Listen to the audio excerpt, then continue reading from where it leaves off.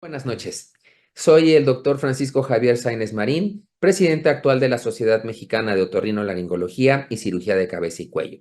Y es para mí un placer darles la bienvenida a este ciclo de conferencias que hemos denominado Programa de Apoyo a Médicos Residentes, el cual surgió por la necesidad expresada por varios jefes de servicio en la pasada reunión que tuvimos en Guadalajara, sobre la necesidad de evaluar y revisar algunos tópicos muy puntuales relacionados con la especialidad que muchas veces por el tiempo no es posible abarcarlos dentro de los programas que tenemos en las residencias y en las distintas sedes del país. De esta manera nace este programa, el cual está dividido en 4 módulos. Hoy arrancamos con el programa y con el primer módulo, que es de inmunología básica aplicada a otorrinolaringología. Y posteriormente tendremos otros módulos, uno dedicado a uso adecuado de antibióticos y resistencia bacteriana en otorrinolaringología. También tendremos trastornos respiratorios desde el punto de vista, por supuesto, del otorrinolaringólogo, y finalmente uno de farmacología aplicada al vértigo. Esta serie de conferencias, como mencioné hace unos minutos, pues bueno, será de tipo híbrido, de tipo virtual, donde nos estaremos viendo a partir de este miércoles, 11 de septiembre, y los siguientes miércoles de lo que queda del año en punto de las 8 de la noche. Y para también no extender más este mensaje, solamente quisiera yo terminar con 2 cosas. La primera, pues, hacer extensivo este programa también a los médicos que ya egresaron de la especialidad. Este programa tiene un puntaje por parte del consejo si se completa el 80% de la asistencia a cada módulo, por lo cual, pues, los invitamos a que nos acompañen si es que es de su interés estos temas. Y finalmente, quiero presentar al profesor titular de todas estas conferencias de inmunología y que nos ha hecho el favor de acompañarnos. La realidad es que la Sociedad Mexicana de Otorrino está pues congratulada con que el doctor José Antonio Ortega Martel nos acompañe en este ciclo de conferencias de inmunología. Es un inmunólogo, alergólogo, médico egresado de la Escuela Mexicana de Medicina de la Universidad La Salle. El doctor, como decía yo, es alergólogo e inmunólogo clínico, pediatra, egresado del Instituto Nacional de Pediatría. Fue presidente del Consejo Nacional de Inmunología Clínica y Alergia durante el periodo del 2024 al 2025, miembro del Consejo Directivo de la Organización Mundial de Alergia durante el periodo 2016-2026, y además profesor de inmunología en la Universidad Autónoma del Estado de Hidalgo desde el 2002. Entonces, realmente estamos de manteles largos cuando tenemos al doctor Ortega Martel como profesor titular de estas pláticas. Por favor, disfrútenlo, aprovéchenlo, pregunten todo lo que ustedes desean. La inmunología cada vez está más ligada a diversas patologías y evidentemente otorrinolaringología no es la excepción, tan solo con los nuevos tratamientos que están disponibles para manejo de alergia respiratoria y por supuesto incluyendo los medicamentos biológicos que quizá en el futuro veremos mucho más relacionado a ellos. Por eso es importante y consideramos importante que tengamos estos conocimientos. Y finalmente deseo darle unas palabras, darle un espacio al doctor Carlos de la Torre González, a quien le agradezco enormemente quien haya sido el coordinador de este módulo de pláticas y a quien le voy a ceder la palabra en unos minutos. Así que bienvenidos, disfruten estas pláticas, estas clases y aquí nos estaremos viendo todos los miércoles a partir del día de hoy. Que la disfruten. Bienvenidos. Es para mí un privilegio darles la más cordial bienvenida a este primer curso de apoyo a la residencia que en esta ocasión tratará sobre la inmunología en la otorrinolaringología. Quiero agradecer al doctor Francisco Sáenz Marín, presidente de la Sociedad Mexicana de Otorrinolaringología y Cirugía de Cabeza y Cuello, el que haya confiado en mí para coordinar este ciclo de conferencias que estarán impartidas por el profesor José Antonio Ortega Martel. Como ustedes han podido escuchar, en palabras del doctor Francisco Sáenz, el doctor José Antonio Ortega Martel cuenta con una vasta experiencia y un extenso currículum, sobre todo en el área de la inmunología y la alergia. Entonces, él es la persona más indicada para que a nosotros nos acompañe en este ciclo de conferencias y nos dé los panoramas y avances más representativos de la inmunología que sean de utilidad práctica para nosotros como otorrinolaringólogos. Ustedes saben que existen muchas áreas de la otorrinolaringología en donde la inmunología lleva o juega un papel muy importante tanto en la fisiopatología como en el tratamiento. De tal forma que estos avances han permitido que nuestros pacientes tengan una mejor calidad de vida y, por supuesto, tengan una mejor comprensión en cuanto a la forma como se presentan y cuáles opciones terapéuticas se ven para el futuro.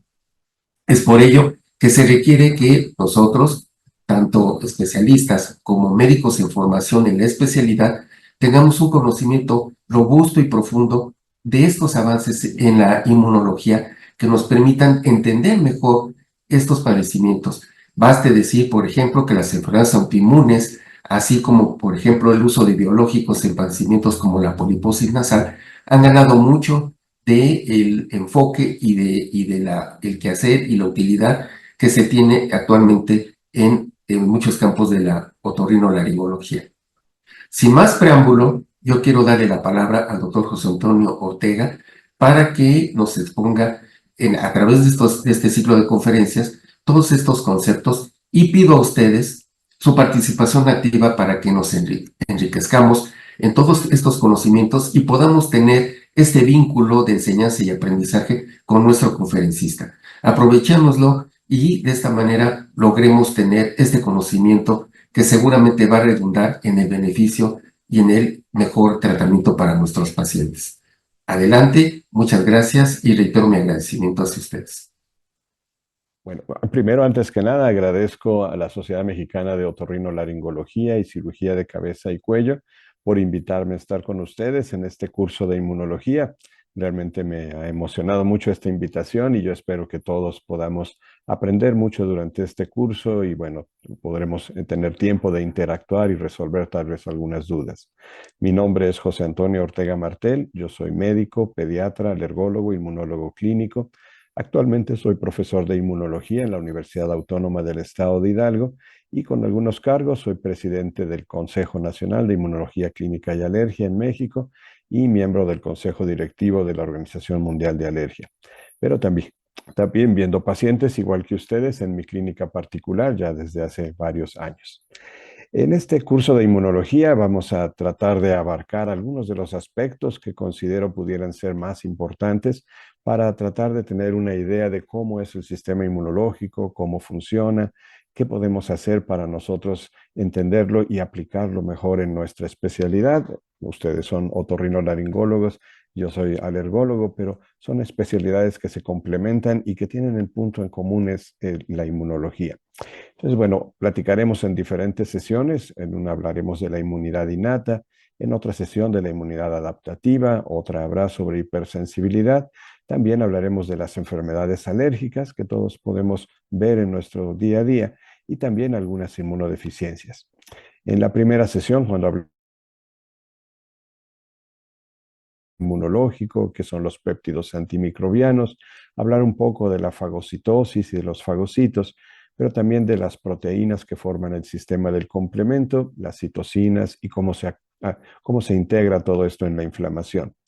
Y en la segunda sesión, en la inmunidad adaptativa, platicaremos de cómo se presentan los antígenos con moléculas de histocompatibilidad, qué hacen los linfocitos T para tomar las decisiones de vida o muerte en nuestras células, en todo nuestro cuerpo, cómo son los linfocitos B y cómo producen anticuerpos, cómo se ha llevado a tener este sistema inmunológico también desarrollado tanto en la evolución de las especies como en la evolución de un ser humano, y también cómo lo utilizamos para responder hacia microorganismos. Después tendremos una sesión para hablar de hipersensibilidad, cuál es la clasificación que todos conocemos de Helicobacter y cómo se ha ido tratando de modificar hasta llegar a una nueva clasificación. Cuáles son los mecanismos de daño para tener enfermedades, como pueden ser las enfermedades autoinmunes o algunas otras que veremos algunos ejemplos. Y también platicaremos un poco de la anafilaxia y cómo puede estar ya más allá de la alergia a la reacción anafiláctica.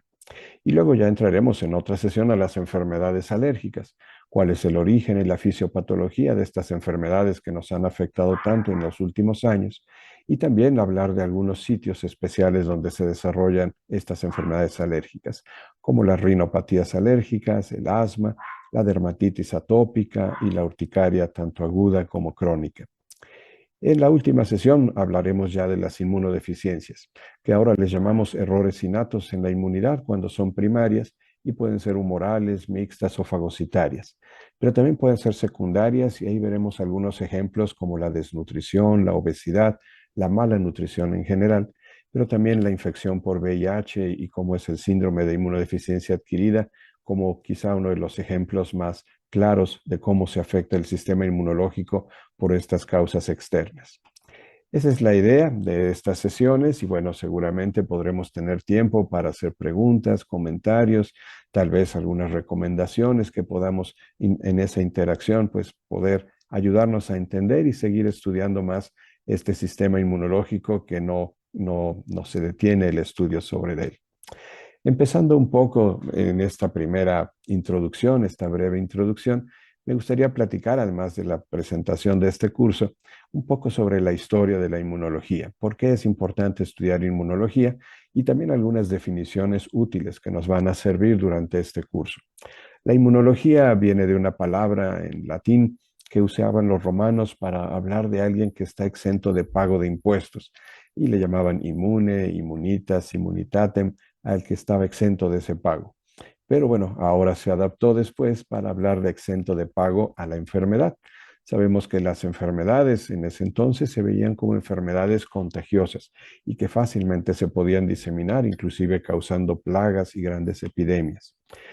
Quizá una de las primeras registradas y de cómo una persona podía volverse inmune a esas epidemias fue Tucídides en Atenas, más o menos en el año 400 antes de Cristo, cuando este historiador estaba registrando lo que ocurría en la guerra del Peloponeso, en especial entre Esparta y Atenas. Y él veía que durante una plaga en Atenas, solo los que se habían recuperado antes de esa plaga podían cuidar a los enfermos porque ya no se volvían a enfermar por una segunda vez.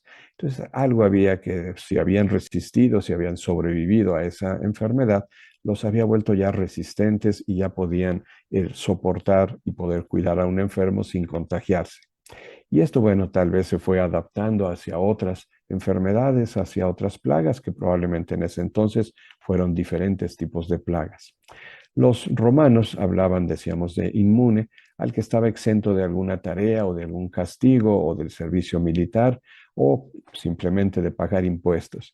Y quizá mucho después Marco Lucano, un poeta, en uno de sus poemas, Farsalia, ya en el año 60 antes de Cristo, es el primero que adapta este término de inmune a ser resistente a ese contagio, a la enfermedad. A partir de ahí se empieza a utilizar esta palabra de inmune como esa resistencia a tener una enfermedad. Quizá una de las enfermedades más terribles que nos ayuda a entender la importancia de la inmunología fue la viruela.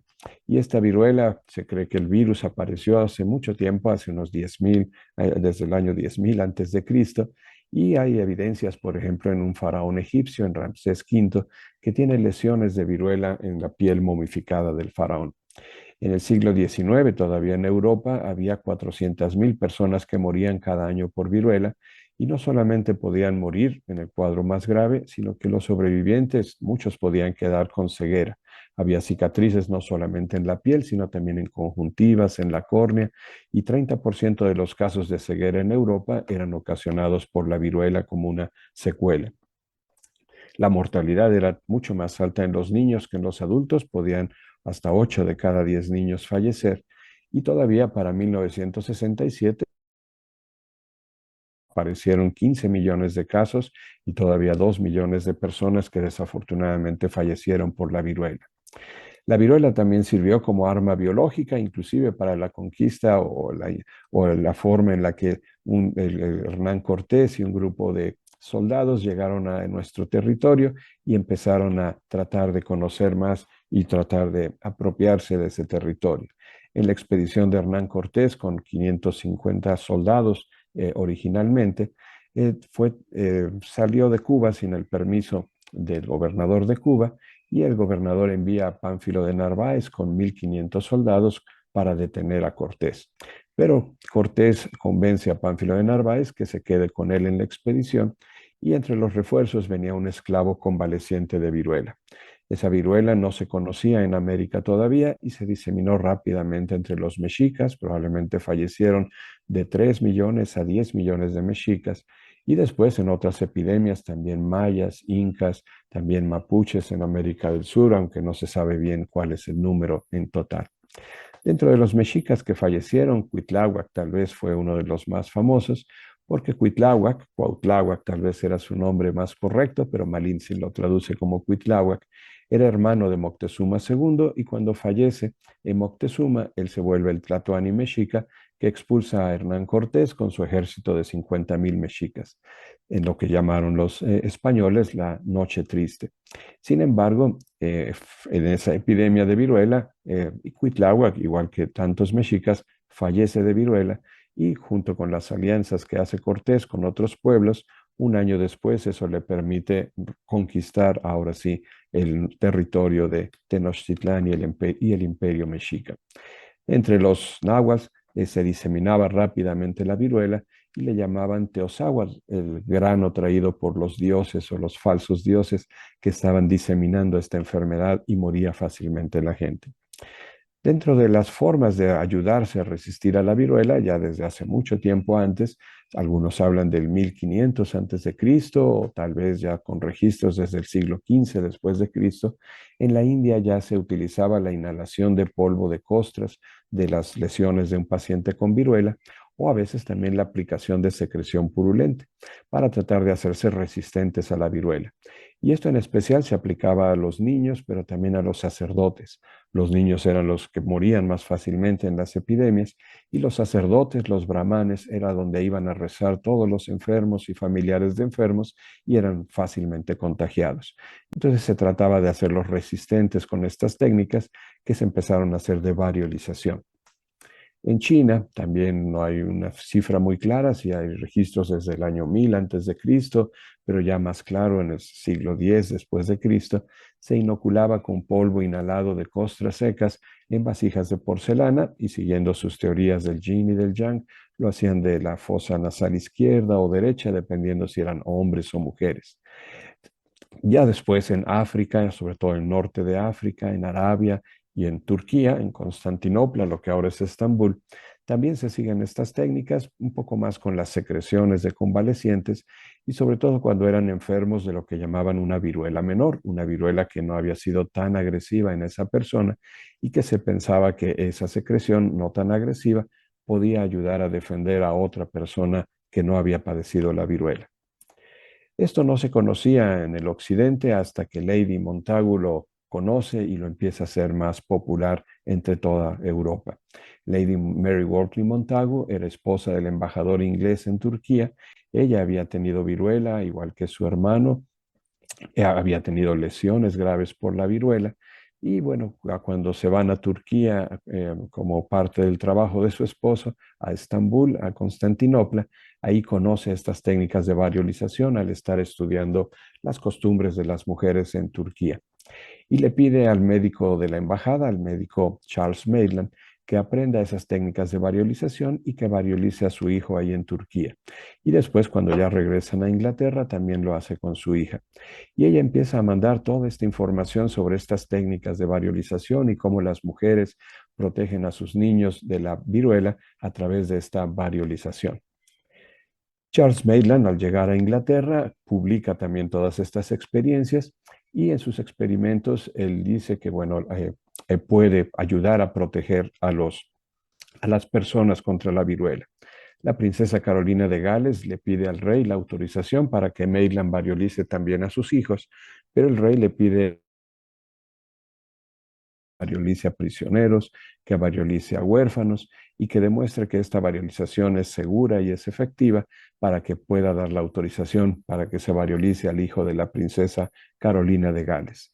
Cuando se hacen estos experimentos y afortunadamente son exitosos, ya el rey da la autorización para que se pueda variolizar al hijo de la princesa y con eso cualquier ciudadano, cualquier persona puede ser también variolizada. Sin embargo, los médicos sabían que la variolización tenía algún riesgo, estaban inoculando con secreción purulenta de la enfermedad y que a veces podían tener cuadros graves por la misma variolización. Y Edward Jenner, ya años más tarde, cuando estudiaba medicina, escuchó que las ordeñadoras de vacas, cuando se contagiaban de la vaccinia de las vacas en las manos, empezaban a ser resistentes a la viruela de los humanos. Y esto ningún médico lo creía en ese entonces Jenner trató de ver si realmente era cierto esto, de que la inoculación con la vaccinia de las vacas podría funcionar contra la viruela en los humanos. Y esto lo obligó también o lo motivó porque a Jenner lo habían variolizado de niño y los médicos agregaban sangrías y enemas para tratar, en su forma de entender la medicina, en ese entonces de que no tuviera tantos problemas con la variolización. El primer niño al que le aplica la vacuna de viruela es James Phipps, el hijo de su jardinero, y afortunadamente sobrevive muy bien y se vuelve resistente a la viruela. Sin embargo, Jenner también tuvo muchos críticos, mucha gente que satirizó y dijo que si la gente se aplicaba secreción que no viniera de humanos, sino que viniera de vacas, que finalmente esto los iba a convertir en vacas o a tener lesiones que pudieran causar vacas. Entonces, así como aparecieron las primeras vacunas, Jenner le llamó en honor a esta secreción que venía de las vacas vacuna, también aparecieron los primeros grupos antivacunas, con todas las ideas que se tenían de cómo se podía diseminar una enfermedad. El rey Carlos IV de España, ya en 1803, una de sus hijas había fallecido de viruela y él le pide a Francisco Javier de Balmis, al médico de la corte, que variolice o aplique esta nueva forma de variolización, esta vacunación que hace Jenner, que la haga en todas sus colonias. Y en ese entonces España era el país dominante, era el imperio dominante en el mundo y tenía colonias literalmente en todo el mundo. Entonces Francisco Javier de Balmis toma estas secreciones ya de las vacas, pero ahora en los humanos, de niños huérfanos y marineros, y lleva esta vacuna a México y al resto de América. Y después, con más huérfanos y marineros, viaja a Filipinas para mantener viva, entre comillas, la vacuna y poder llegar a todo el mundo. Y se describe muy bien cómo se hace esta real expedición para diseminar la vacuna, para llevar la vacuna a todo el mundo. Y fue la primera campaña mundial para tratar de aplicar vacuna, la primera campaña mundial de vacunación que ayudó a ir disminuyendo los casos de viruela en el mundo. Ya en el siglo XX ya se entendió un poco mejor cómo se podía utilizar a este virus y ya por la década de los 50 el profesor Víctor Stanov en la URSS propone una campaña de erradicación. Y es hasta casi 10 años más tarde cuando Henderson y Raska son los que pueden aplicar ya estas ideas y pueden hacer una verdadera vigilancia muy estrecha epidemiológica para tratar de detener esa propagación de la viruela. Y lo hacen con la vacunación en anillo, vacunar al paciente que está empezando con síntomas, aislarlo, vacunar a los contactos estrechos y a los contactos de esos contactos, y así cada vez vacunar en anillo en una población cada vez más alta y detener esa propagación de ese brote. Y eso permitió que en 1979 fuera ya oficialmente erradicada la viruela en el mundo. Ya no hemos vuelto a tener casos de viruela humana en forma natural a partir de esa fecha. Sin embargo, más recientemente hemos empezado a tener ahora casos de viruela del mono, de monkeypox, que también se ha visto que puede pasar a los humanos. Afortunadamente, hasta ahora no con la misma velocidad y gravedad. Se requiere una falla en el sistema inmunológico, una inmunosupresión para que se vuelva un caso generalmente grave. Y bueno, no ha sido hasta ahora tan contagioso. Sin embargo, estamos viviendo todavía el segundo brote de esta monkeypox, de esta viruela símica. Entonces tenemos que seguir al pendiente y bueno, igual que hicieron en esta erradicación en anillo, seguirlo haciendo y ver cuáles son las manifestaciones y poder atender rápidamente a los pacientes.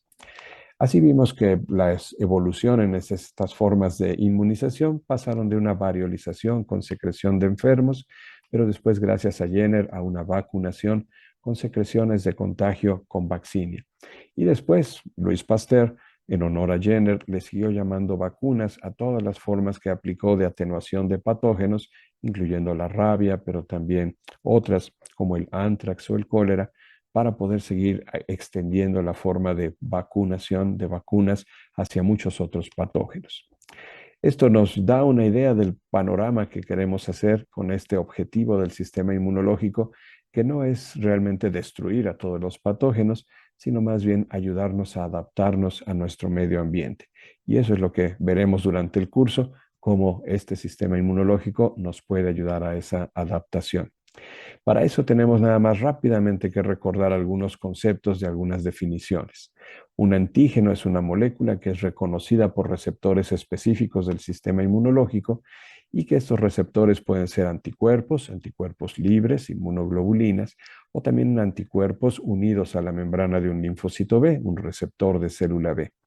O también pueden ser receptores de linfocitos T, que no son anticuerpos, pero también tienen una estructura que les permite reconocer a esos antígenos.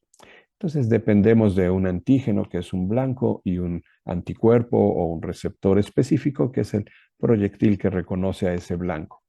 Y ese blanco puede ser de diferentes tipos, entonces podemos tener también receptores de diferentes tipos dirigidos hacia esos blancos. Muchos de esos receptores son anticuerpos, pero luego ya veremos que también receptores de linfocitos T también pueden funcionar muy bien como estos receptores para reconocer antígenos. Los epitopos también es otro concepto que vamos a estar platicando en el curso. Epitopo, epitope, epítope o determinante antigénico es la parte del antígeno que es reconocida por esos receptores inmunológicos, anticuerpos, BCRs o TCRs. Entonces, un mismo antígeno puede tener diferentes epitopos y podemos tener diferentes receptores para reconocer a estos epitopos, tanto inmunoglobulinas o receptores de célula B, BCRs, como receptores de célula T que se adapten mejor unos u otros a algún tipo de epitopo de algún antígeno. También es importante recordar el concepto de selección clonal, que significa que solo los receptores que tengan el receptor, solo las células, los linfocitos, que tengan el receptor adecuado para reconocer ese epitopo de ese antígeno, son los que se van a activar y van a empezar a hacer una familia grande de células, todos con el mismo receptor para reconocer ese epitopo de ese antígeno. Algunas se quedarán de memoria y esto le permite a esta respuesta tener una forma más rápida y más intensa de responder las siguientes veces durante mucho tiempo, pero otras, por ejemplo, en el caso de los linfocitos B, se transformarán en células efectoras como células plasmáticas, fábricas productoras de anticuerpos que pueden neutralizar a ese antígeno, pueden marcarlo, pueden opsonizarlo para que sea destruido, o pueden activar el sistema del complemento, o pueden dirigir el ataque de células que finalmente eliminen a ese antígeno.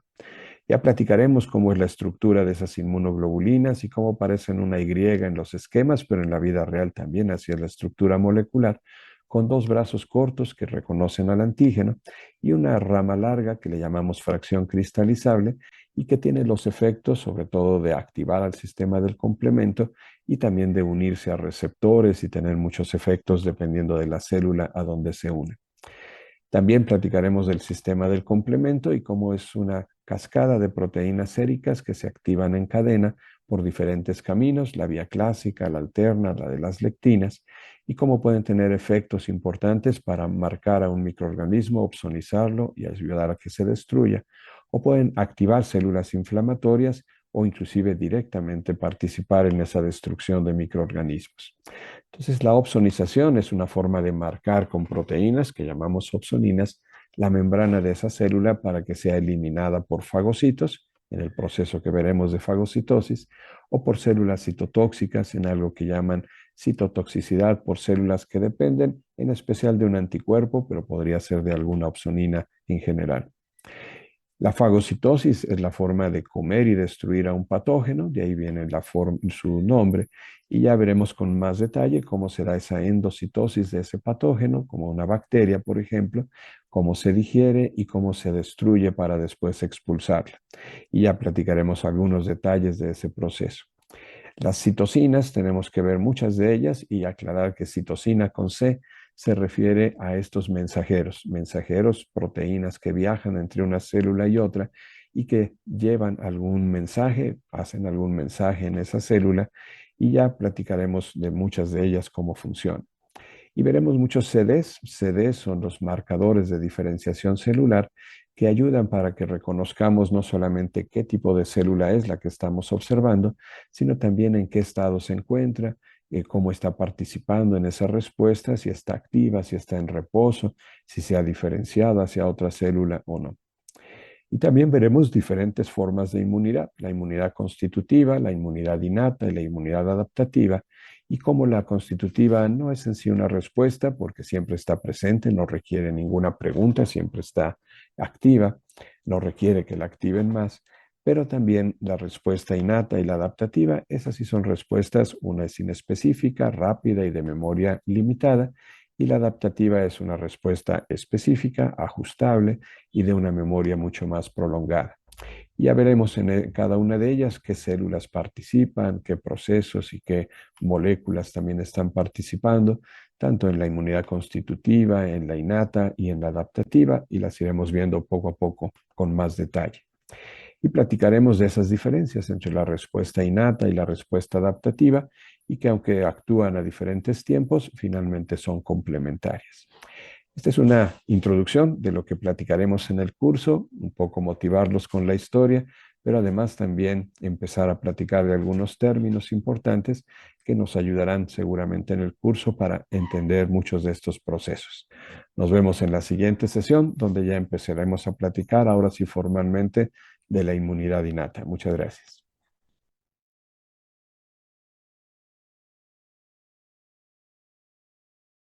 Muchas gracias nuevamente a la Sociedad Mexicana de Otorrinolaringología y Cirugía de Cabeza y Cuello por invitarme a estar con ustedes en este curso de inmunología.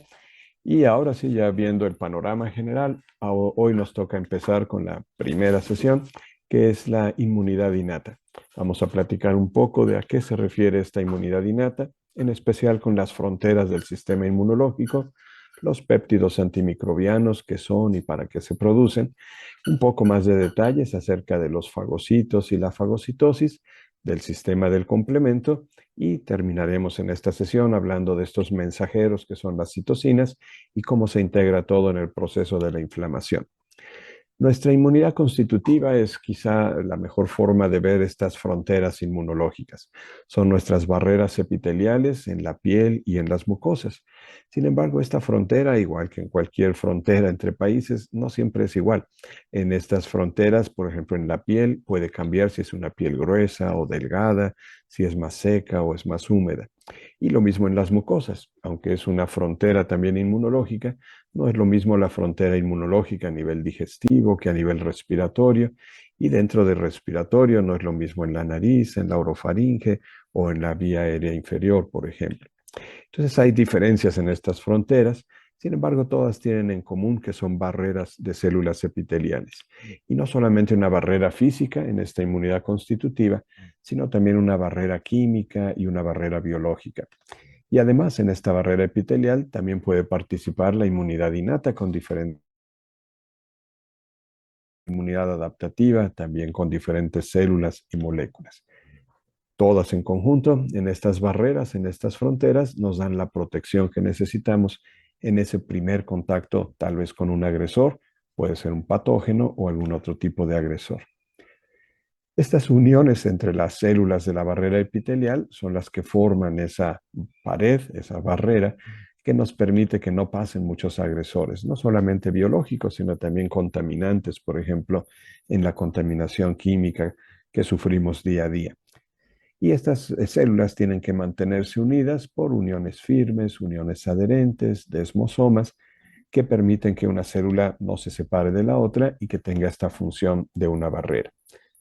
Dentro de estas barreras epiteliales, decíamos, pueden ser tanto mecánicas, pero también químicas y biológicas. En las mecánicas, no solamente la integridad de estas uniones, que es muy importante, sino también cómo se da el movimiento. Por ejemplo, el movimiento mucociliar o la producción de el movimiento de líquidos o de aire en esa barrera.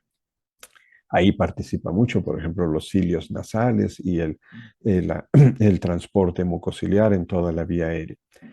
La barrera química puede ser, por ejemplo, en la piel, los ácidos grasos o los cambios de acidez en el tubo digestivo, pH ácido, pH alcalino, o en la vía respiratoria, por ejemplo, la producción de surfactante o de algunas enzimas como la lisocima.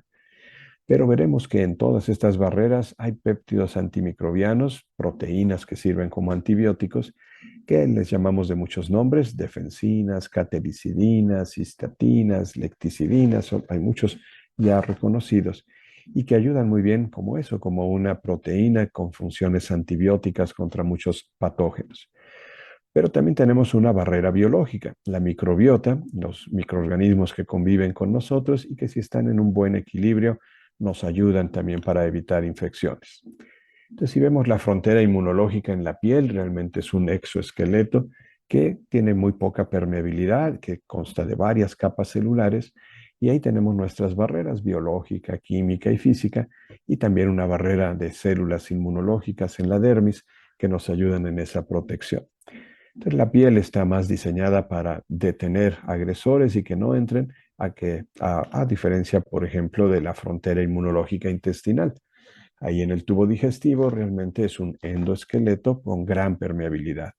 Una sola capa celular es lo que da esta barrera, con barreras biológicas, químicas y físicas, y también ya en la lámina propia la barrera inmunológica, pero su función es más dejar pasar cosas a través de las células epiteliales o a través de células transportadoras como las células M, las células de los micropliegues, y dejan pasar nutrientes, pero también dejan pasar algunos antígenos que puedan ser reconocidos por el sistema inmunológico y tomen decisiones si se deben de tolerar o se deben rechazar estos antígenos. También se producen péptidos antimicrobianos junto con el moco que protege también esta mucosa. Y bueno, ahí platicaremos un poco de cómo se da esa producción. Y la frontera inmunológica en la mucosa respiratoria también es muy importante, decíamos el transporte mucociliar, pero también algunas otras formas de defensa física, como el estornudar, toser, que nos ayuda para expulsar partículas que estén adheridas en ese moco. La inmunidad innata a través de citocinas, quimiosinas, células linfoides innatas, células cebadas, pero también neutrófilos, células dendríticas y fagocitos también son importantes. y en especial la producción de péptidos antimicrobianos, defensinas, catilicidinas y algunos otros como la lisozima o el factor surfactante. También la inmunidad adaptativa participa en esta frontera, linfocitos T, linfocitos B, pero también la producción de anticuerpos IgA envueltos por un componente secretor que les ayude a tener un mejor efecto y linfocitos T que ayuden a regular estas respuestas inflamatorias a tiempo. De los péptidos antimicrobianos sabemos que hay muchos tipos. Los primeros que se fueron encontrando en las ranas, por ejemplo, les fueron poniendo algunos nombres, pero en general las defensinas fueron su nombre más habitual. Y estos péptidos antimicrobianos son proteínas anfipáticas que perforan las membranas de un microorganismo. Y con esto pueden destruir directamente algún patógeno. No solamente bacterias, pueden tener efectos también en las envolturas de virus o en paredes de hongos, en diferentes microorganismos que estén tratando de invadir excesivamente un tejido. Pero ahora sabemos que esos péptidos antimicrobianos también tienen efectos para modular la respuesta inmunológica. Pueden atraer y activar a diferentes células de la inmunidad, tanto innata como adaptativa, y pueden ayudar también en esa forma de responder hacia esos patógenos. Pueden detener quizá algunas toxinas que activaran demasiado la inflamación, pero también pueden ayudar a reconocer algún material genético que puedan activar una respuesta de defensa útil, por ejemplo, contra algún virus en ese material genético. Hay diferentes tipos de péptidos antimicrobianos en los seres humanos. Las defensinas, en especial las beta-defensinas, son quizá las más abundantes, pero también alfa-defensinas y también catelicidinas y algunos otros, con diferentes nombres, y cada vez vamos encontrando diferentes funciones en cada uno de ellos, y no solamente para la defensa directa contra agresores, sino también para algunas otras funciones, como ocurre con ese factor BPI, que ya veremos que también puede participar de otras maneras. En las barreras epiteliales producimos estos péptidos antimicrobianos, AMP por sus siglas en inglés, y pueden producirse en la piel, pero también en otros sitios como el epitelio bronquial o inclusive en el epitelio intestinal. Y estos péptidos ayudan a que no haya un sobrecrecimiento de la misma microbiota y que no invada sitios donde no debería de estar, que no cambie de lugar. La microbiota, que llamamos humana entre comillas, son alrededor de 100 billones de bacterias de 2.000 especies diferentes. Pero además de bacterias, también hay hongos, también hay virus, también hay protozoarios y tal vez hasta muchos otros más que viven con nosotros.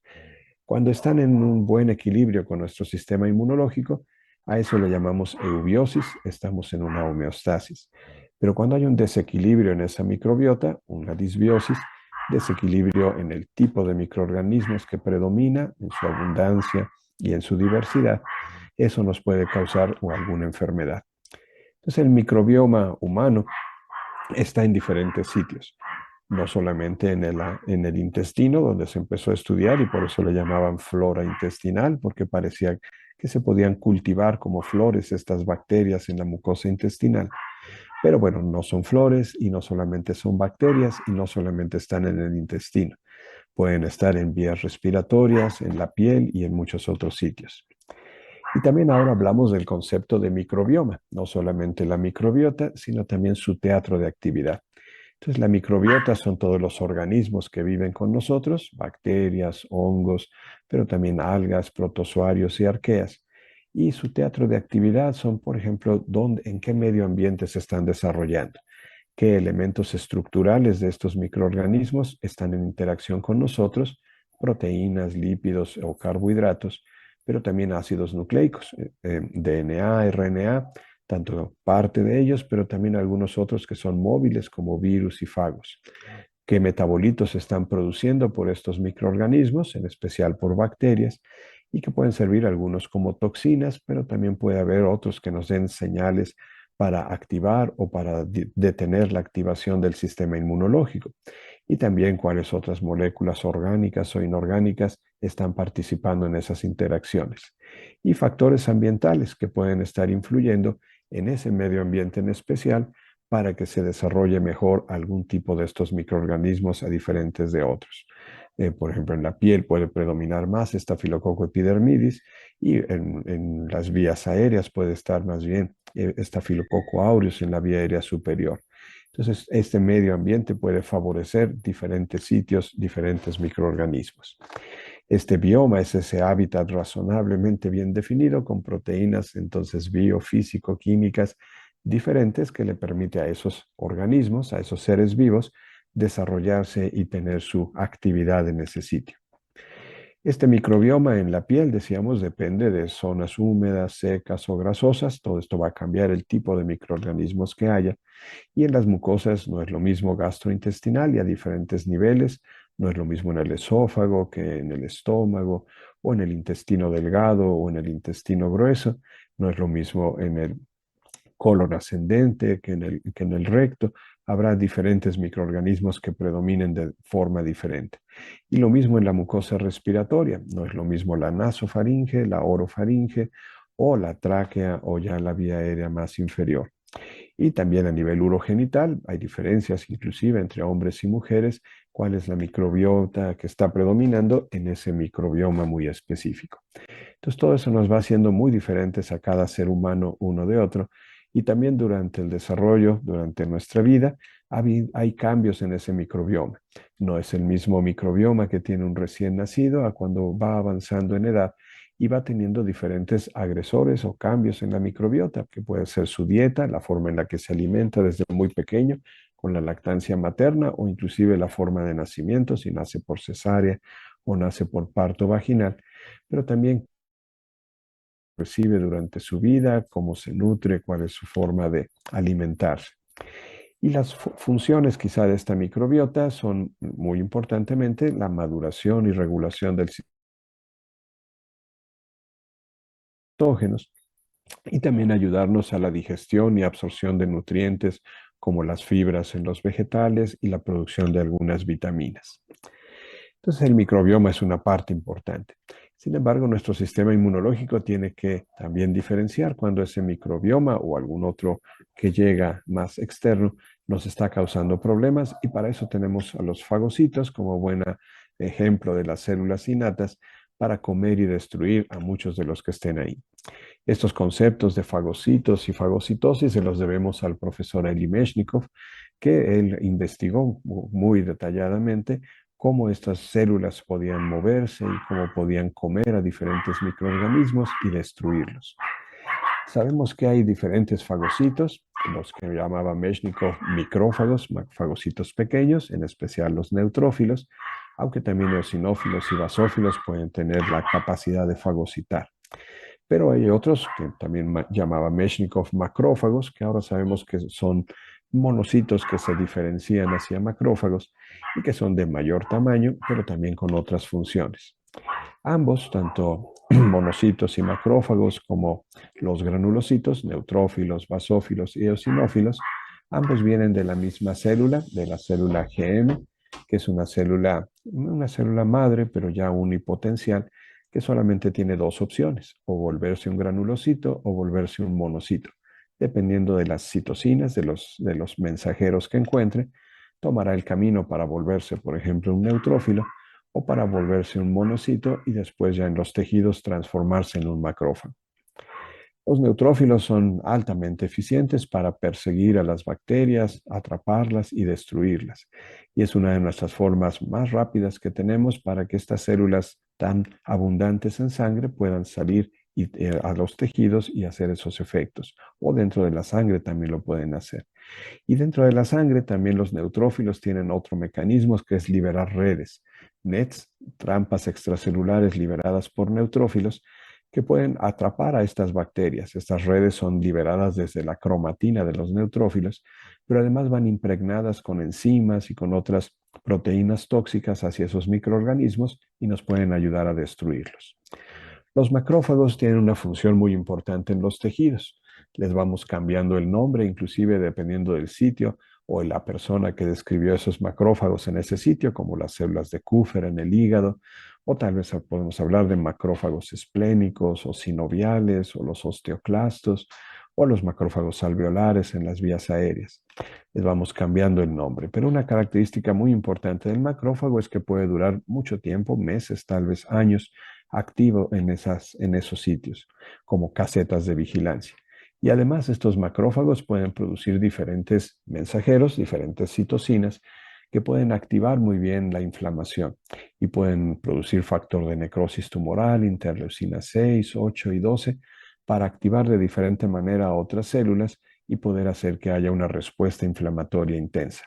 Por ejemplo, la interleucina 8 es una de las principales quimiotácticas, principal mensajero para atraer a los neutrófilos, aunque también puede tener efectos sobre basófilos y linfocitos y también favorecer la angiogénesis, que haya más vasos sanguíneos, más carreteras, más vías de comunicación para que lleguen más células en la defensa en ese tejido, como pueden ser neutrófilos.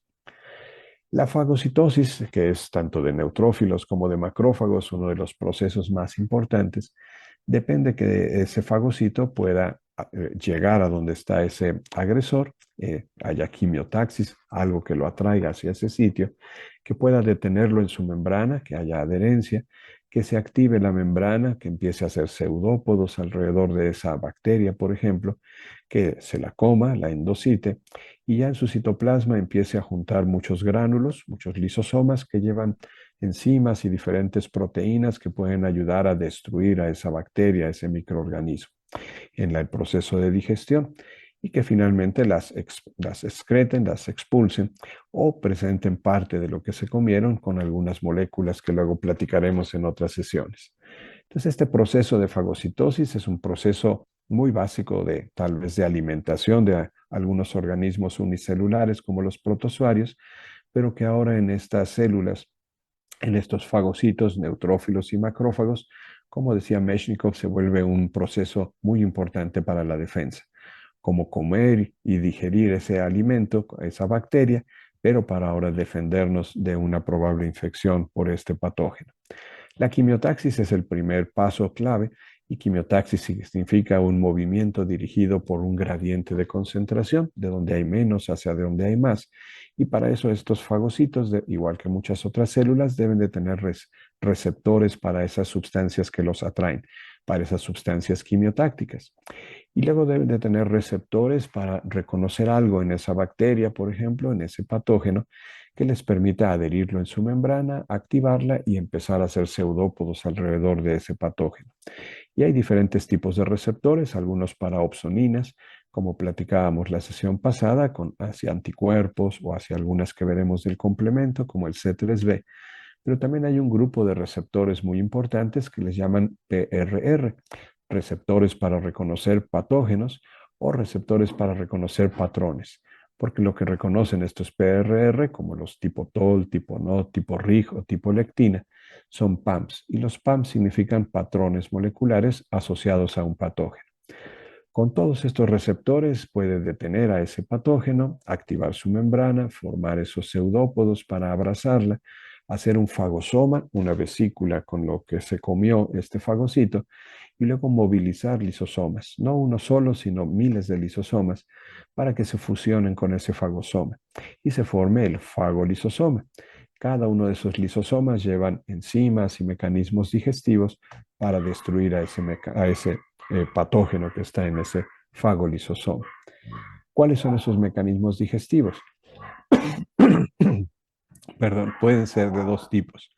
Para poder destruir a ese patógeno dentro del fagolisosoma, podemos utilizar mecanismos que dependen del oxígeno, literalmente vamos a quemar a ese microorganismo, o podemos usar mecanismos dependientes del pH, diferentes enzimas y otras proteínas que dependiendo de la alcalinidad o acidez en la que se encuentre el fagolisosoma, irán actuando para fragmentar su membrana, para romper su membrana y destruir a ese patógeno. Entonces, a través de estos dos grandes grupos de mecanismos, sean dependientes de oxígeno o sean dependientes de pH, destruimos a ese microorganismo. Los dependientes de oxígeno dependen de una enzima que es la NADPH oxidasa o de otra enzima que es la sintetasa de óxido nítrico, y con estas enzimas podemos formar radicales libres de oxígeno, como el óxido nítrico o los hidroxilos, que pueden finalmente destruir a ese patógeno. Por ejemplo, la NADPH oxidasa ayuda a que el NADPH ceda un electrón para que se una al oxígeno y se vuelva el anión superóxido. Y luego a través de otras enzimas como la superóxido dismutasa, ese anión superóxido se convierte en agua oxigenada, en peróxido de hidrógeno, y a través de otra enzima, la mieloperoxidasa, se formen hidroxilos y se formen cloraminas, ácidos hipoclorosos que se unen muy rápidamente a aminoácidos. Y todos estos que están marcados en amarillo o en naranja son radicales libres altamente tóxicos hacia diferentes componentes de estos microorganismos. Entonces, con la NADPH oxidasa formamos el anión superóxido, con la superóxido dismutasa, el peróxido de hidrógeno, el agua oxigenada, y con la mieloperoxidasa junto con hierro y cloro hacemos hidroxilos, quizá el radical libre más potente, y también ácidos hipoclorosos que formen cloraminas y destruyan rápidamente proteínas. Fuera de los gránulos tenemos la sintetasa de óxido nítrico que convence a la arginina a donar su nitrógeno para que se una al oxígeno y se forma el óxido nítrico. Y luego se empiezan a agregar aniones superóxidos para formar peróxidos de nitritos. Y estos peróxidos de nitritos son también altamente agresivos contra diferentes componentes de estos microorganismos. Entonces, a través de estos mecanismos dependientes de oxígeno podemos destruir al microorganismo. Pero además tenemos los dependientes de pH, proteínas y enzimas que van actuando a diferentes pHs, como lo hacen, por ejemplo, las defensinas. Las defensinas dentro de esos mecanismos también pueden participar haciendo esos hoyos en las membranas, perforando esas membranas y actúan muy bien cuando hay un pH alcalino en ese fagolisosoma y destruyen y perforan esa membrana como de esa E. coli que vemos ahí destruida y rompen la membrana para que se salga el líquido como si fuera un recipiente que rompemos y se sale su contenido. También hay otra enzima muy importante que es la lisozima, que a veces se considera también un péptido antimicrobiano. Y esta enzima, aunque no es exactamente una estructura anfipática, lo que hace es romper la unión entre N-acetilmurámico y N-acetilglicosamina, dos péptidoglicanos muy abundantes, sobre todo en bacterias gram positivas, y al romperlas rompen la pared de estas bacterias y también destruyen fácilmente a las bacterias. Entonces, los pasos que se dan en esta digestión del microorganismo empiezan con un pH alcalino, funcionando estas defensinas en ese fagolisosoma, luego la producción de aniones superóxido por esa NADPH oxidasa, pero también empiezan a abrirse canales de hidrogeniones que van cambiando el pH hacia neutro y luego francamente ácido.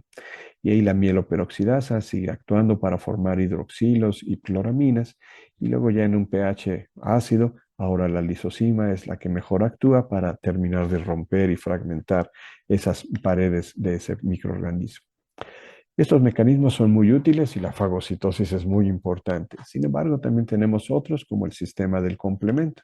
En el sistema del complemento es una serie de proteínas que se pueden activar por diferentes caminos, pero pueden darnos eh, los mismos resultados. La producción de moléculas que amplifiquen la respuesta inflamatoria o moléculas que directamente destruyan esa membrana de ese microorganismo. Entonces, el sistema del complemento es una secuencia de activación de proteínas que pueden formar opsoninas o pueden formar anafilotoxinas C4A, C3A, C5A para activar la inflamación o juntarse varios componentes para destruir una membrana como es este complejo de ataque a la membrana. Para la opsonización, C3b, C4b son las más importantes.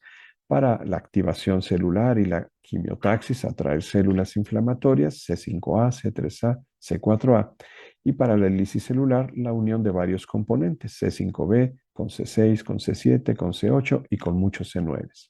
Entonces, de las opsoninas, la mejor, la más abundante en el sistema del complemento es C3b, de las que activan a células y las atraen, que les llamamos anafilotoxinas.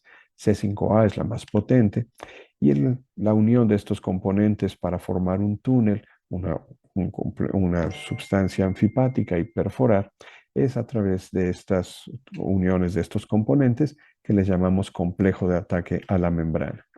Entonces, la opsonización significa vamos a marcar a esa bacteria con opsoninas, en este caso C3b, la más abundante, o C4b, las del complemento, y el fagocito debe de tener receptores para esas opsoninas y con eso poder comer y destruir a ese patógeno. La anafilotoxina, C5a, la más potente, C3a, la medianamente potente, y C4a, la más débil, pero todas ayudan para activar, por ejemplo, a las células cebadas para que liberen histamina y haya vasodilatación, contracción del músculo liso y preparen a las células para el movimiento. Eso es la quimiocinesis. Pero también pueden activar a células migratorias, neutrófilos, eosinófilos, linfocitos, macrófagos inclusive, y que puedan activarse mejor y puedan producir mediadores químicos de muchos tipos. Y las células cebadas también contribuir a atraer a estas células migratorias. Entonces, gracias a estas anafilotoxinas, por ejemplo, del complemento, hay vasodilatación, permite la salida primero del líquido, pero en ese líquido ya tenemos componentes del complemento y anticuerpos que pueden ayudarnos en la defensa. Un poco más tarde saldrán también células y a través de esas uniones entre las células endoteliales podrán salir las células migratorias como los neutrófilos y tal vez linfocitos y monocitos que nos ayuden en esa defensa. Y cuando tenemos una inflamación en algún sitio, pues seguramente ahí están las opsoninas y las anafilotoxinas participando para eliminar tal vez a un patógeno y que a través de esta respuesta inflamatoria podamos finalmente ayudar en esta defensa. El complejo de ataque a la membrana, decíamos, es la unión de varios componentes terminales en este sistema de activación. El fragmento grande de C5, C5b, junto con C6, C7, C8 y con muchos C9, de 10 a 18 C9, que se polimerizan en anillo formando un poro transmembrana para destruir a ese microorganismo. Entonces hay varios caminos, pero el camino de la vía clásica quizás sea el más fácil para entender de cómo se da esto. Por ejemplo, el C1Q se une a estos complejos inmunes que se han reconocido ya antígenos y activan al C4b, al C4 y al C2 para formar la convertasa de C3, C4b2A.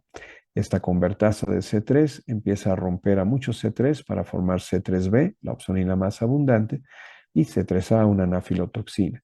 Pero C3b también se puede unir a la convertasa de C3 y formar la de C5. Y la convertasa de C5 rompe a C5 en C5a, la más potente anafilotoxina, y C5b se empieza a unir a los otros componentes para formar ese túnel, ese complejo de ataque a la membrana que destruye a la bacteria.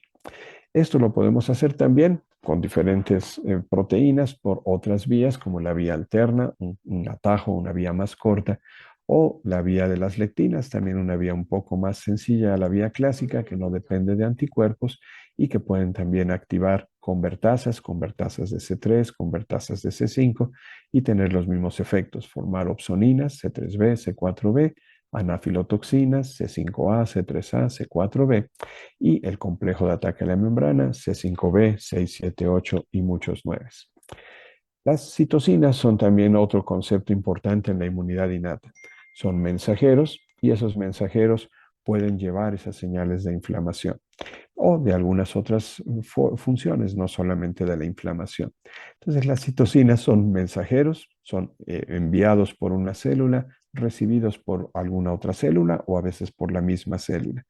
Y esa citocina va a tener un efecto biológico en esa célula que la recibe, dependiendo de en qué estado se encuentra esa célula. Le podemos llamar citocina con C o citoquina con Q. Se acepta muy bien en español cualquiera de los dos nombres. Y son mensajeros, proteínas que se liberan y que tienen efectos en la célula a la que las recibe.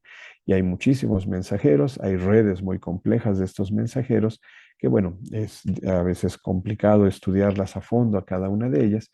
Entonces veremos algunos ejemplos y algunos conceptos básicos solamente.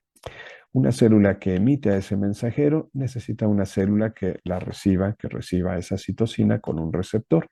Y luego este receptor necesita una serie de enzimas que llamamos sinasas que jueguen con los fosfatos, que puedan transferir fosfatos hacia factores nucleares. Y esto le llamamos la transducción, como transmitir la señal desde la membrana hasta el centro de mando celular, que es el DNA en el núcleo de esa célula.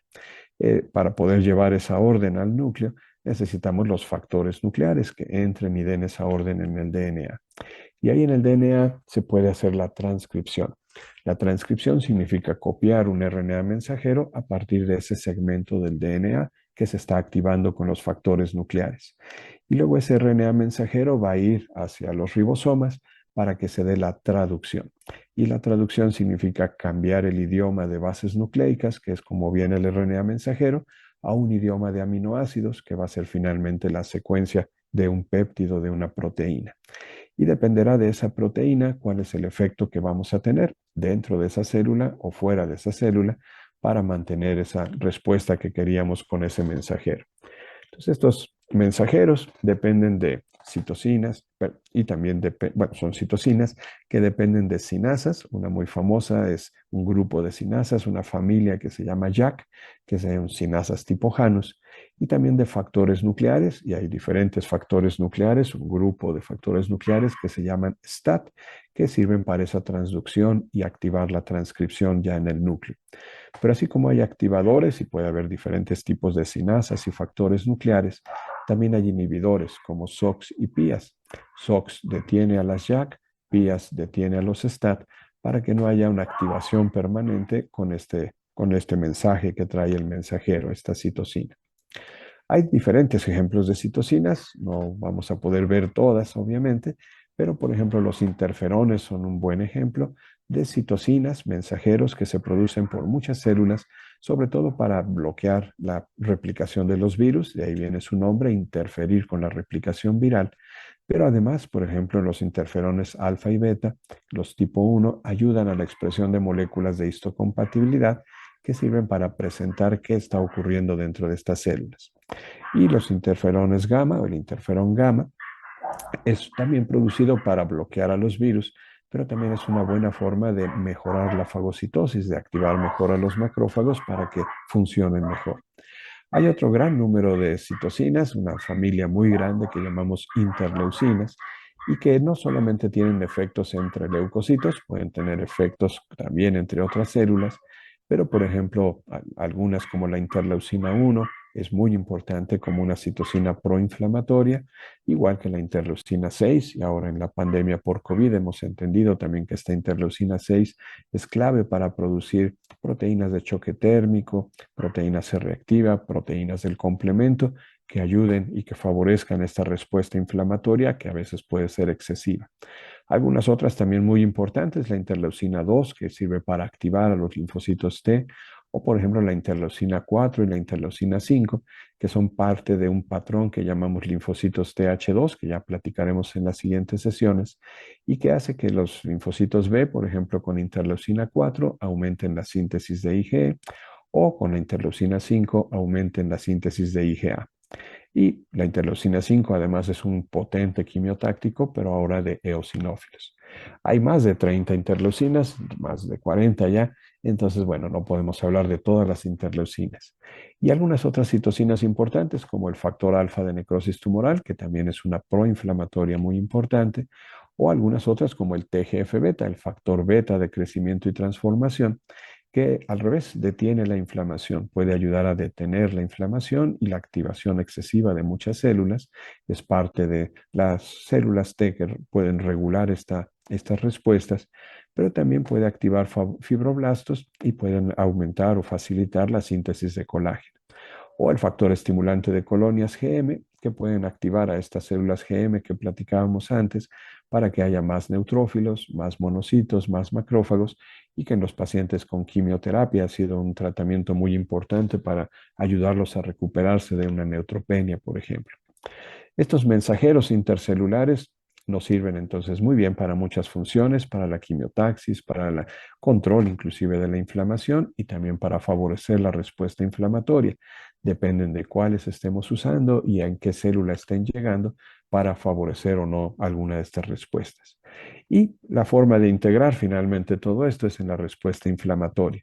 Sabemos que estos mensajeros tienen que hacer cambios en una célula y que mucho dependen de otro factor nuclear, que es el factor nuclear kappa B, y de ensamblar a unas proteínas dentro de las células que le llamamos inflamasoma, estas macromoléculas.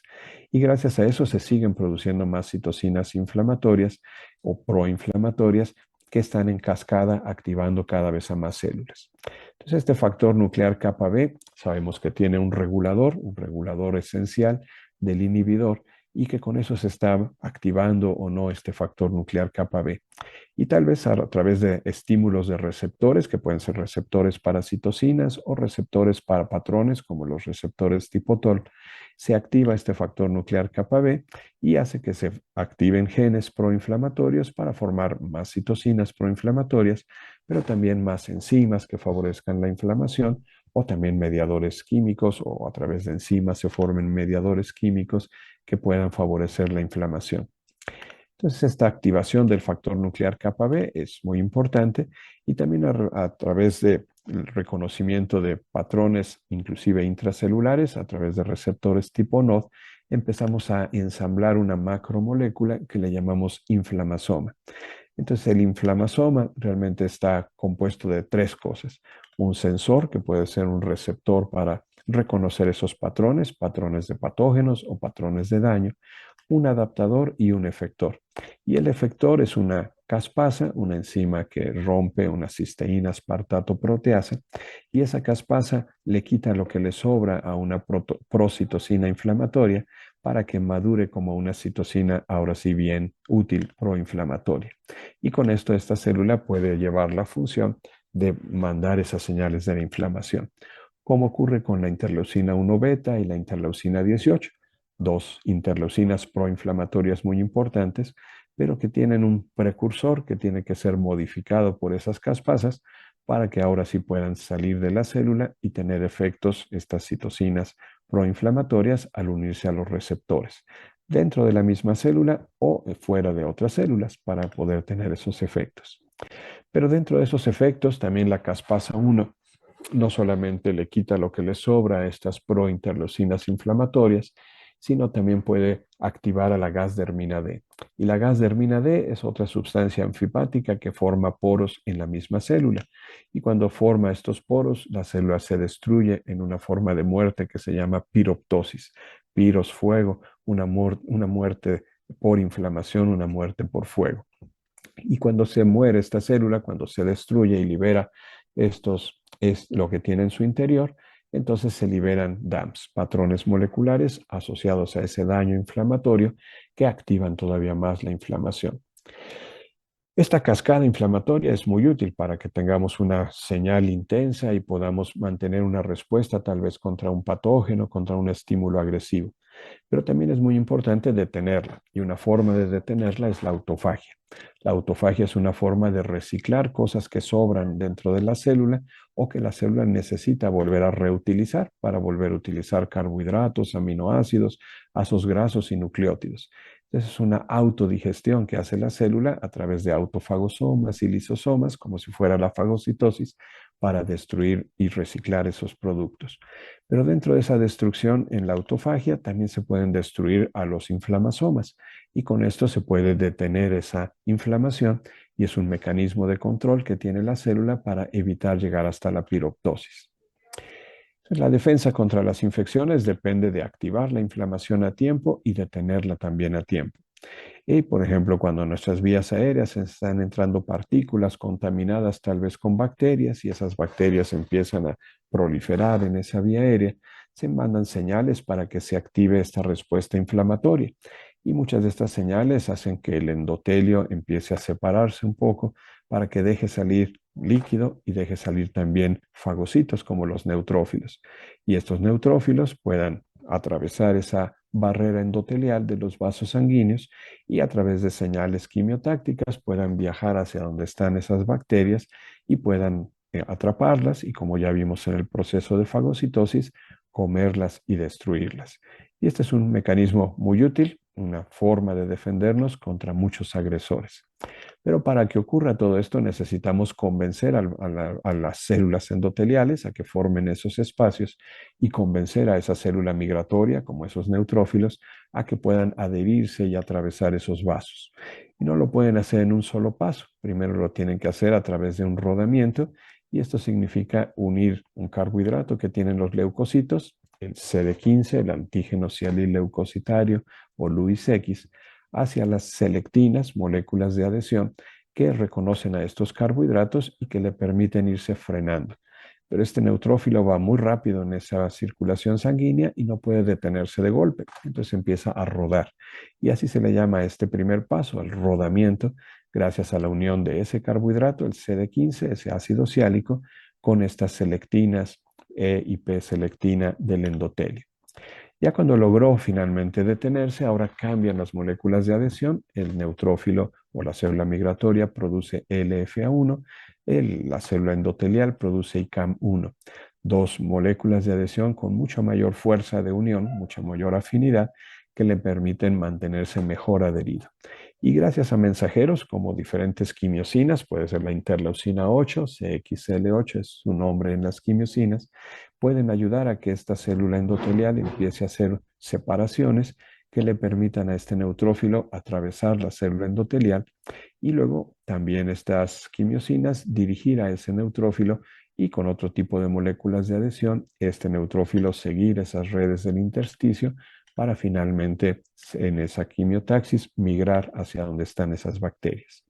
Entonces necesitamos que esos neutrófilos que viajan a gran velocidad por esa zona central en los vasos sanguíneos reconozcan señales en el endotelio y estas señales les ayuden a frenar, les ayuden a disminuir su velocidad y luego les ayuden a adherirse y adherirse lo más fuerte que se pueda a ese endotelio. Las quimiosinas son muy útiles para activar la producción de esas selectinas en el endotelio y que le permitan a ese neutrófilo unirse y empezar a rodar. Y ese rodamiento, primero es muy débil la unión y el neutrófilo se sigue moviendo, pero luego cambiar, como decíamos, a otro tipo de moléculas de adhesión, LFA1 y CAM1, que ahora sí den una unión mucho más firme, mucho más fuerte, y con esto se pueda detener y ahora sí mantener firmemente detenido ese neutrófilo o esta célula migratoria a esa pared endotelial. Se tienen que activar estos LFA1 para alcanzar al ICAM1 y con eso finalmente detenerse muy bien y mantener bien adherido ese neutrófilo. Y ya que está bien adherido, ahora formarse esos espacios para que a través de las células endoteliales o entre las células endoteliales pueda pasar este neutrófilo y siguiendo el camino de las quimiosinas pueda llegar hasta donde está ese agresor.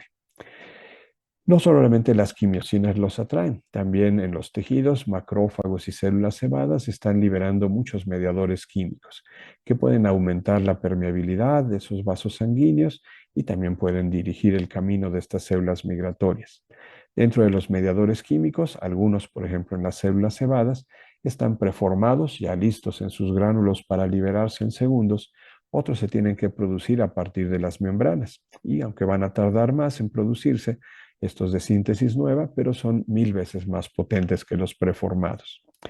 Uno de los que están en estos gránulos en células cebadas lo conocemos muy bien, la histamina, y la histamina es un potente estímulo para el prurito, pero también para la vasodilatación que favorece el eritema, pero también la salida de líquido y después de células en ese infiltrado en la inflamación. Además de la histamina, que la producen células cebadas y basófilos, también la triptasa puede ser una forma de activar el sistema del complemento por la vía alterna y favorecer la inflamación. La serotonina, que también puede estar en células cebadas y en plaquetas, ayuda a la permeabilidad vascular. Y la bradiquinina, que no está en los gránulos, pero que está cerca del endotelio, cuando se activa también puede favorecer la vasodilatación.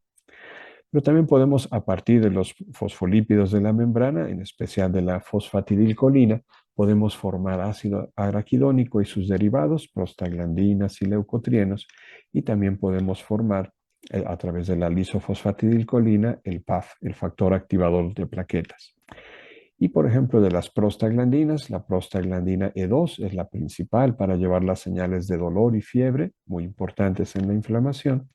Y de los leucotrienos, cuando se empiezan a producir, el leucotrieno B4 es el más potente quimiotáctico también para los neutrófilos.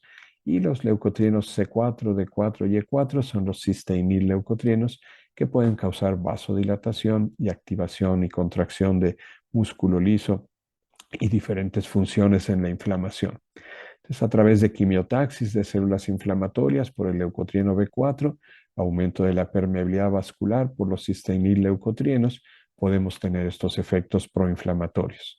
Les llaman cisteínil-leucotrienos al C4, D4 y E4, o antes les llamaban sustancia de reacción lenta de la anafilaxia, porque se unen muy bien a la cisteína de algunos aminoácidos, de algunas proteínas, pero también tienen los efectos proinflamatorios quizá más importantes. Entonces, dentro de esta síntesis nueva, de estos mediadores de síntesis nueva, la prostaglandina E2 es una de las más importantes para la inflamación, la fiebre y el dolor. El leucotrieno B4 para la quimiotaxis de esos neutrófilos, el C4 como el D y el E4 como proinflamatorios, y el factor activador plaquetario también es un proinflamatorio muy importante. Así como se activa la inflamación, tenemos que detener la inflamación y para eso la vida media de las células inflamatorias es un mecanismo, no son células efectoras, neutrófilos que hacen su efecto y después se destruyen, después ya se controlan, desaparecen, se mueren. Pero también tenemos células que pueden regular, como los linfocitos T reguladores o inclusive los macrófagos, que de proinflamatorios se pueden volver macrófagos reguladores y detener la inflamación o citocinas producidas por estas células. El TGF-beta ya lo vimos, pero también interleucina 10 y algunos otros son muy importantes para detener la inflamación, o algunos otros mediadores también químicos que en vez de favorecer la inflamación, detengan la inflamación, como las lipoxinas, resolvinas y protectinas, o algunas proteínas como la anexina 1, que antes llamábamos lipocortina, que se activa para disminuir el efecto de las fosfolipasas y que ya no haya producción de mediadores químicos. Todo esto lleva el control de esa inflamación.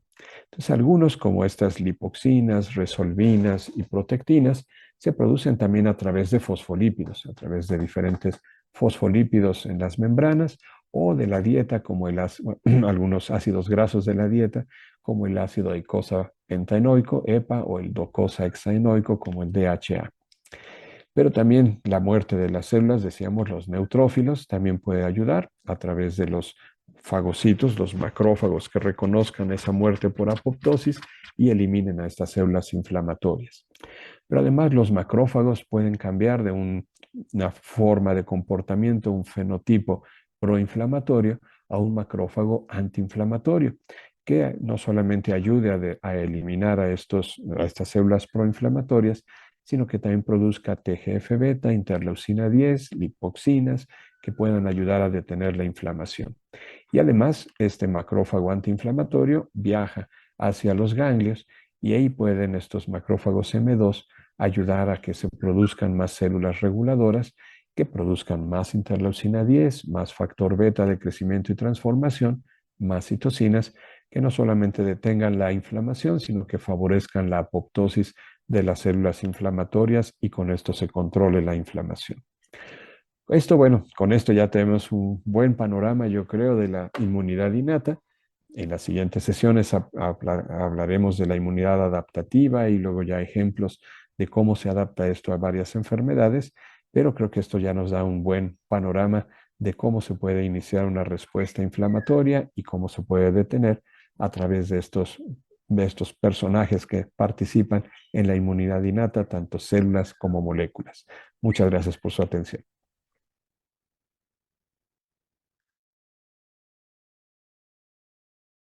Buenas noches, muchas gracias por estas conferencias, José Antonio, y pues nuestra más cordial bienvenida. Muchas de las preguntas que ya han planteado algunos de nuestros médicos que se han conectado fueron resueltas a través del chat.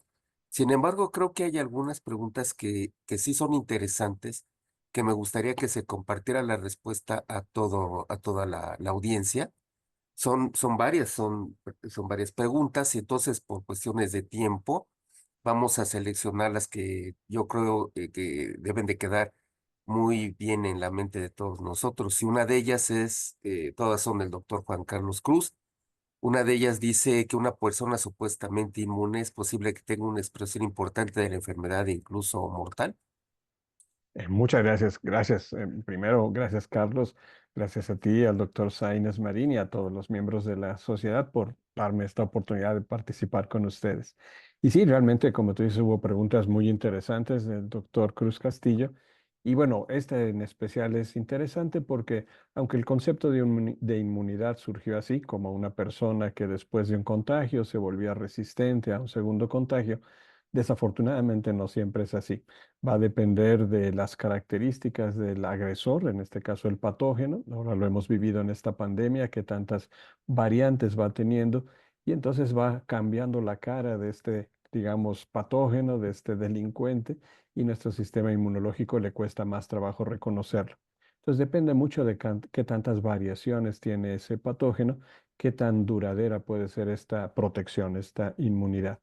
Y en el caso de que no se logre esta protección, también depende tanto del patógeno como de la misma respuesta de cada ser humano, qué tan agresiva puede ser esa segunda enfermedad. Y sí, desafortunadamente en algunos casos puede ser muy intensa. Esperamos que la memoria inmunológica nos ayude a defendernos y que cada vez sea menos intensa un daño por ese agresor. Pero hay ejemplos como el dengue, por ejemplo, que desafortunadamente a veces pueden ser muy agresivos los siguientes contagios. Entonces, bueno, depende mucho del patógeno, pero también depende mucho de las condiciones. Ya platicaremos en otras sesiones sobre cómo se deprime la función del sistema inmunológico por causas internas o causas externas y que todo esto puede influir para que haya una no muy buena respuesta y una respuesta que pudiera ser inclusive una enfermedad muy grave en un siguiente contagio. Correcto. Otra pregunta que también se hace con mucha frecuencia a algunos de nuestros colegas es si una persona que ya esté inmune se puede volver a reinfectar. O sea, pensando que una persona que ya ha adquirido una cierta inmunidad, pues ya no va a volverse a reinfectar, ¿no? Claro, esto va a depender justo de esto, del tipo de microorganismo. Por ejemplo, hay algunos que nos pueden dar una inmunidad relativamente persistente o permanente para toda la vida. Y eso es lo que esperaríamos de todos.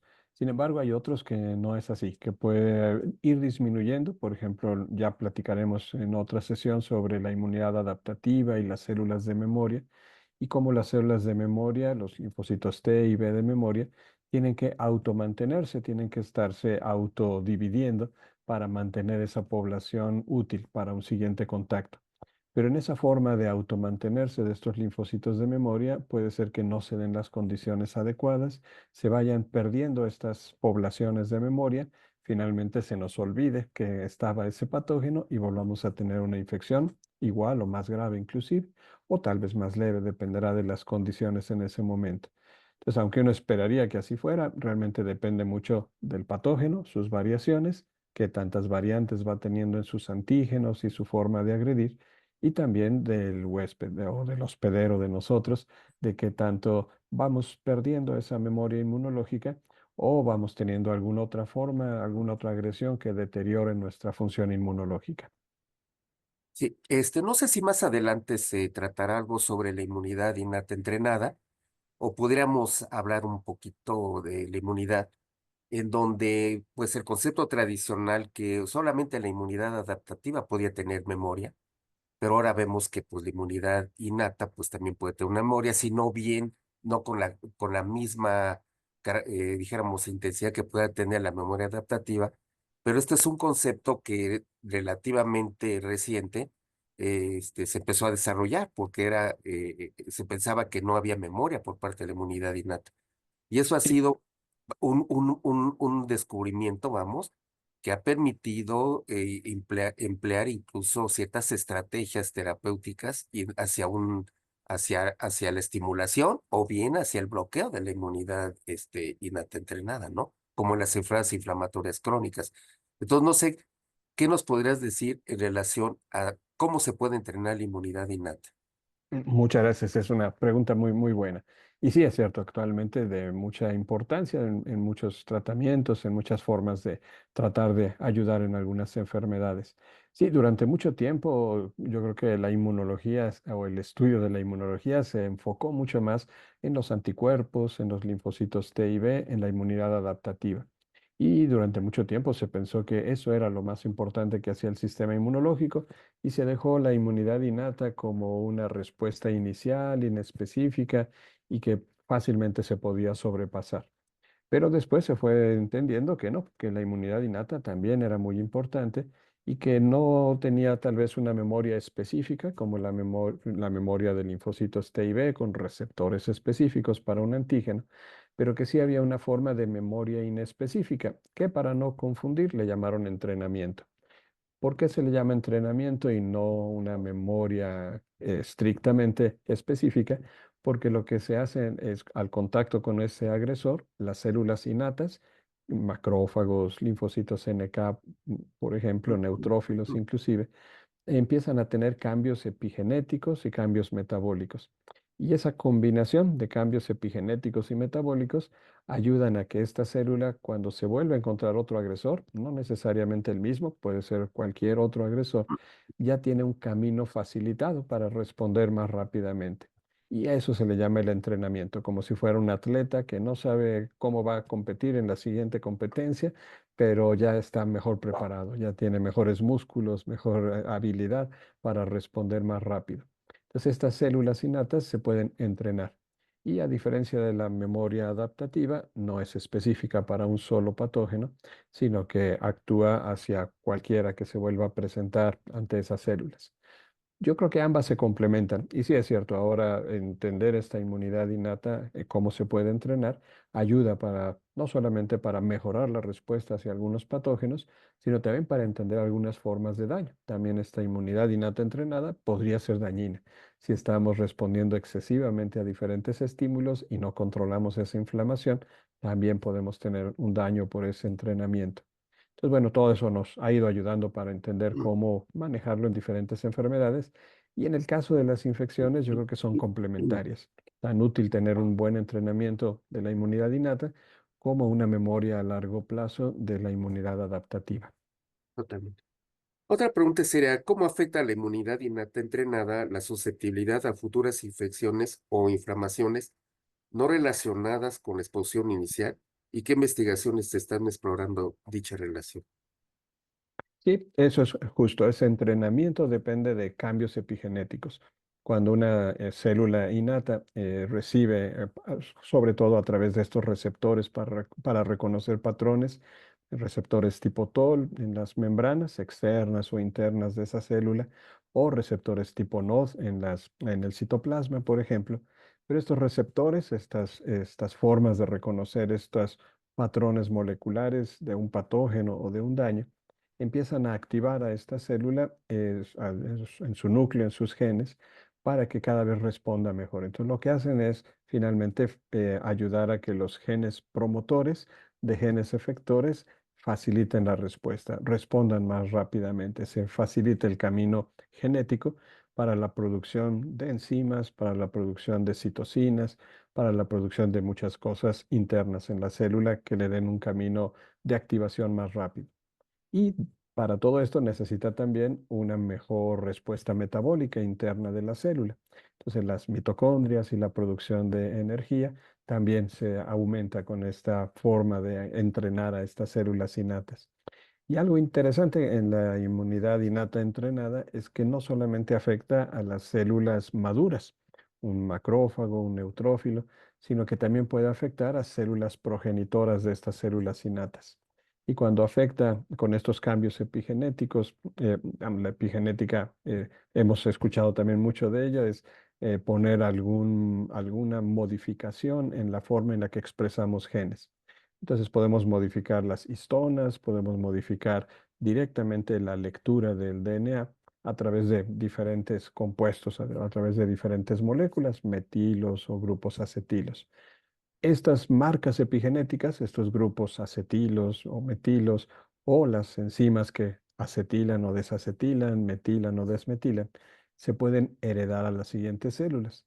Entonces, esta inmunidad innata entrenada, cuando afecta a una célula progenitora innata, un precursor de un monocito, un precursor de un neutrófilo, no solamente afecta a esa célula, sino a todas las que derivan de ella. Ujú, Entonces, no estamos entrenando solo a una célula efectora terminal, sino también a una familia de células que van a responder más rápido ante muchos agresores. ¿Por qué hacia muchos agresores y no hacia uno solo? Porque estos receptores que activan esta forma de respuesta reconocen patrones. Entonces, patrones son cosas que se parecen a algo que nos causa agresión, a un agresor, a un patógeno, o cosas que se parecen a una molécula que no debería estar fuera de las células, un patrón molecular asociado a daño. Entonces, no es una respuesta específica, como en la inmunidad adaptativa, que vamos a ver en la siguiente sesión, sino más bien es una respuesta hacia cosas que parecen dañinas o que parecen que nos pueden causar problemas. Y eso hace que cualquier otro que se acerque con esa característica, con ese patrón molecular, también active estos receptores. ¿Esa inmunidad entrenada se puede perder con el tiempo? Sí, a diferencia de la adaptativa, que puede ser mucho más duradera porque hay clonalidad, significa que en la inmunidad adaptativa esos linfocitos T y B están haciendo familias, están haciendo clones, familias de células todas iguales que se están autorregenerando, digamos, se está manteniendo esa familia al dividirse continuamente varias de ellas. Eso es la clonalidad, pero la inmunidad innata no la tiene. Entonces, una célula, aunque sea la progenitora, algún día se va a diferenciar finalmente en una efectora, en un monocito que se transforma en macrófago o en un neutrófilo o en un linfocito NK, un asesino natural, y finalmente muere esa célula. No queda una familia de células con ese entrenamiento después de que ya es una efectora. Entonces sí, la duración es menor. Digamos, si lo pusiéramos de una manera fácil, la inmunidad innata entrenada tal vez me dura semanas o tal vez meses, pero la inmunidad, la memoria inmunológica en la inmunidad adaptativa me dura años, tal vez décadas o tal vez toda la vida. No sé si el doctor Sainz tenga alguna pregunta o si quiera cerrar. Ya no tenemos preguntas de la audiencia. No sé si tengas alguna, Paco, o quieras hacer el cierre de la sesión. Muchísimas gracias, doctor Ortega, doctor de la Torre, gracias por acompañarnos, igual a todos los médicos residentes que se pudieron conectar la noche del día de hoy.